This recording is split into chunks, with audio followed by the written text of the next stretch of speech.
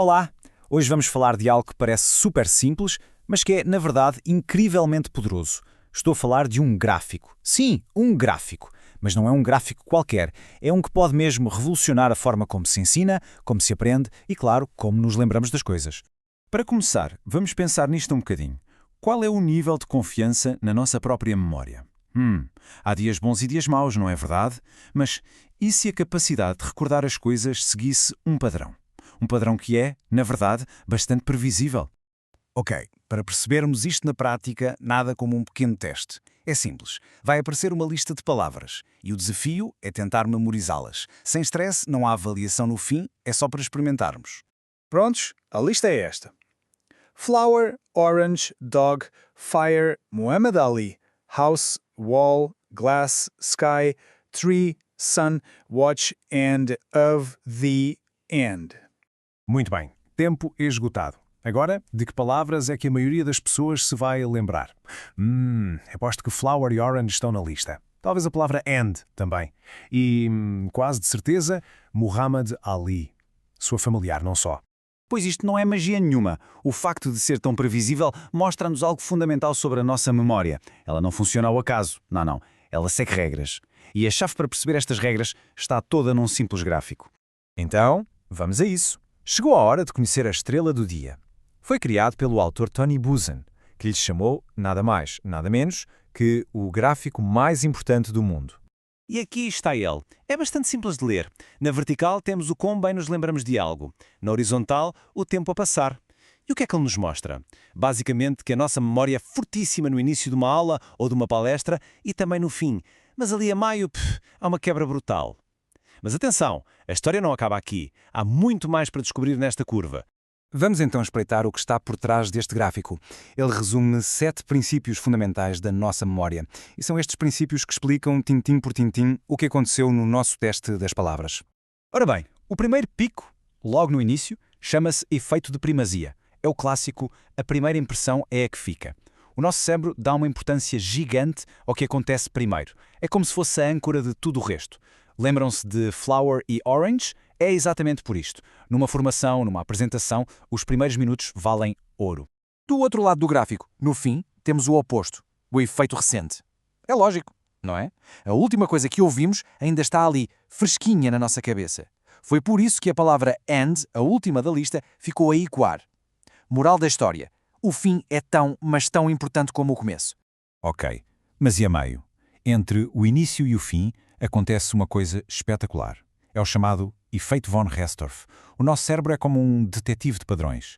Quando algo quebra esse padrão, algo que é diferente, bizarro, único, ele foca-se logo naquilo. Fica marcado. Isto explica na perfeição porque é que o Muhammad Ali ficou na memória. Numa lista cheia de objetos comuns, o nome de um campeão de boxe é um murro no padrão, é completamente inesperado. Este pequeno pico a meio do gráfico é uma oportunidade de ouro para tornar a aprendizagem inesquecível. A seguir um peso pesado, a associação. O nosso cérebro não é um arquivo de pastas soltas, é mais como uma rede gigante onde tudo se liga. As palavras and, of, the foram lembradas porquê? Porque a repetição criou uma pequena ligação, um mini padrão.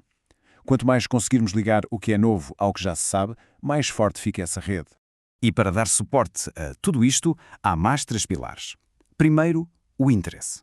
Se o tema nos interessa, é como meter um turbo, a curva toda sobe. Depois, a compreensão. O cérebro está sempre à procura de lógica. E por fim, o significado. Aquele momento, eureka! É quando tudo faz sentido e a informação fica gravada a ferro e fogo. Muito bem. A teoria é super interessante, não é? Mas o que interessa mesmo é o que é que fazemos com isto. Como é que isto se aplica na vida real? É isso que vamos ver agora, a pensar sobretudo na formação profissional. Portanto, a grande questão é esta. Como é que pegamos neste mapa da memória e o usamos para criar aulas, formações, apresentações que fiquem mesmo na cabeça das pessoas, que sejam verdadeiramente eficazes? A estratégia, no fundo, é muito simples, mas muda tudo. Em vez de lutar contra a corrente, de lutar contra esta curva natural do esquecimento, a ideia é trabalhar a favor dela. É deixar de nadar contra a maré e passar a surfar a onda da memória. Então, na prática, como é que seria uma sessão de formação desenhada a pensar neste gráfico? Vamos ver um modelo concreto, passo a passo. Imaginem uma formação de 1 hora. Nos primeiros 5 minutos, um início de impacto, para aproveitar a primazia. Depois, uns 20 minutos de conteúdo, sempre a criar associações. E a meio, ali pelos 25, 35 minutos, pum! Uma pausa, uma atividade surpresa, algo para criar aquele pico von Restorff. A seguir, mais conteúdo e nos últimos 5 minutos, um resumo final forte para capitalizar o efeito recente. Faz sentido, não faz? Isto traduz-se em dicas super práticas. Por exemplo, o mais importante tem de ser dito logo no início e repetido no fim. Ponto. A meio da sessão é a altura perfeita para contar uma história ou partilhar um facto curioso para criar aquele pico de interesse. E claro, pausas. Fazer pausas curtas e frequentes é como carregar no reset e criar vários picos de memória em vez de um só. No fim de contas, se houver uma ideia para levar daqui, é esta. O segredo não está em forçar a memória. Não há memórias boas ou más. O segredo está em perceber como ela funciona e trabalhar com ela a favor dos seus ritmos naturais. E assim, chegamos ao fim. A pergunta que fica no ar não é tanto sobre o que foi explicado aqui, mas sobre o que se pode fazer com isto. Tendo este gráfico como um mapa, que tipo de experiências memoráveis é que se podem criar numa próxima aula ou apresentação? A oportunidade está aí.